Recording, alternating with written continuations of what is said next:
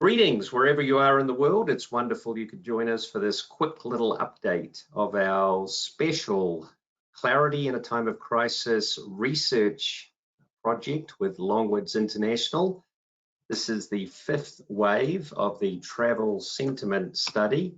And my name's Chris Adams. I look after research and insights at Miles, and we're lucky to be joined by Amir Elon, who's president and CEO of Longwoods International. And I'll pass over to Amir just in a moment. As I mentioned, this is wave 5, fielded the week of the 6th of April, actually in the field on April 8th, published the week of April 13th.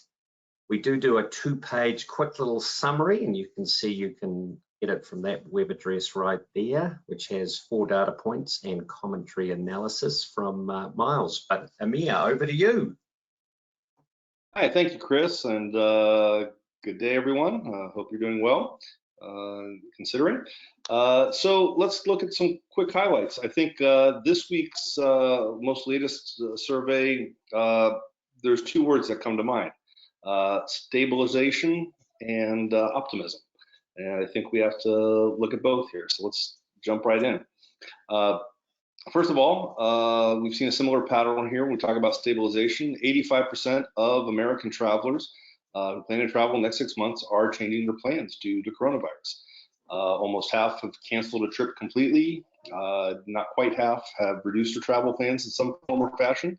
And there continues to be significant change from long haul to drive market type of travel. So again, stabilization. You'll see now, remember in this type of survey, there's always a plus or minus margin of error of about 2%. So basically when you're looking at 85% versus 84% the prior 2 weeks, that's flat.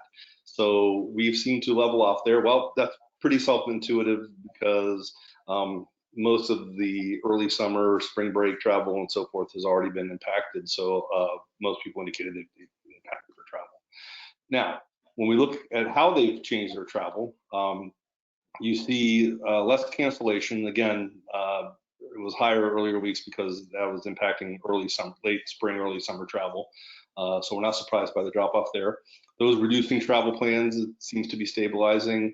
And again, continued strong change of about 1/5 of changing to regional drive market, which again, as we've said before, keep your eye on that because again, as expected, regional drive markets will recover faster than long haul markets once we're free to travel about again. Let's look at the next slide. So once again, we asked these traveling Americans about what are the factors that are greatest impact on their intent to travel and decisions to travel the next 6 months. No surprise, COVID-19 is number 1, 66% saying it will greatly impact. And when you look at those, the 2 highest categories of impacting, you're looking at what, about 87% change there. Concerns about the economy has stayed pretty stable. We have not seen that creeping upwards yet. Which will be interesting to see again when we get into recovery mode. Next slide, please. So again, those indicating that coronavirus would greatly impact their decision to travel next 6 months. As you can see, we've seen stabilization once again. We seem to be in the same ballpark. Next slide, please. Okay, this is the money shot right here, the real question. Travelers with plans to travel in the next 6 months. When we're asking this question, as you can see, our high when we started this survey was 87% back at the beginning of the American side of the crisis. And it's gone kind of downhill since. For the first time since we started the survey, we have seen an uptick. 5%, significant uptick from 65 to 70%. So we are now seeing some type of change. Room to be optimistic, but remember, 1 week does not a trend make. So we're going to watch this very carefully moving forward. And then a question that we were asking every other week in partnership with our friends at Miles here about the type of information and content that travelers are are most interested in right now. And we can see that this past week, it really was information on delivery, takeout food options, ways to support local businesses, etc. A couple weeks ago, you might recall that deals and offers for travel was slightly higher, but they're all pretty much in the same ballpark. And that's the most relevant content for folks at the moment. And that's the quick summary. And I think this highlights, Amir, that people are very hungry, not only for food options, forgive the pun, but they're very hungry for ways to support local businesses and engage with local community groups, including their staff.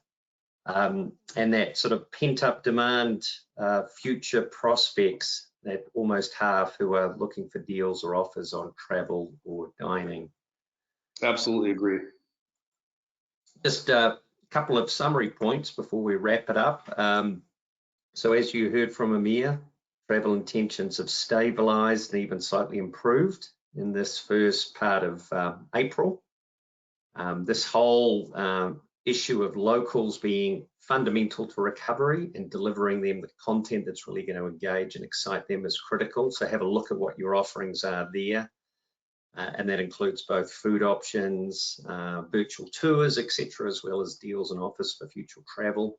But ultimately, the timing is going to be dictated by the health news and official restrictions. So, you know, the economy and travel are really in the back seat, and the driver is very much the pandemic and how that flows in terms of the key indicators and how governments need to respond. So being flexible and adaptable based on those changing health conditions is going to be critical.